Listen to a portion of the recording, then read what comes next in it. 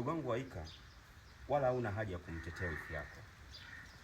Mke wangu Aisha amekuwa na tabia nyingi sana mbaya mbaya kwa sasa. Kwa nini unasema hivyo? Nasema hivyo kwa sababu amekuwa jeuri. Aisha hawezi kumwambia kitu akanyamaza kimya, lazima atabishana na wewe, na hiyo ni kama asili yake. Hivi unafahamu kama alishawahi kunipiga kofi? Nikupiga? Hilo tukio ningelifanya mimi kumfanyia yeye, wewe na taarifa ungekuwa ushazipata. Ila kwa sababu amenifanyia mimi, ndio maana nilikuwa kimya. Alishawahi kunipiga na nikamuuliza, Aisha mke wangu, hivi hapa Tanzania kabila gani linalomruhusu mwanamke kuwa na ujasiri wa kumpiga mwanaume wake? Akasema, mimi nitakupiga.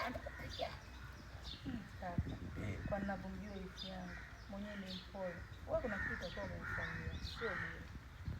Inawezekana, lakini hakuna binadamu asiyekuwa anafanya kitu bila kuwa na sababu. Tulio wengi tunafanya mambo tukiwa tunaziweka sababu mbele. Mfano, mwizi ukimuuliza kwa nini unaiba, atasema naiba kwa sababu nina njaa. Kwa hiyo wewe hata ameamua kukupiga ulikuwa unafanya nini? Anachokiamini yeye ni kwamba mimi nilijihusisha kwenye mahusiano na yule binti yule mwenye madevu yule goli kama nyani mwana. Yeye anaamini mimi niko katika mahusiano na yule binti, kitu ambacho hakina uhakika. Kaka, sije gani kweli?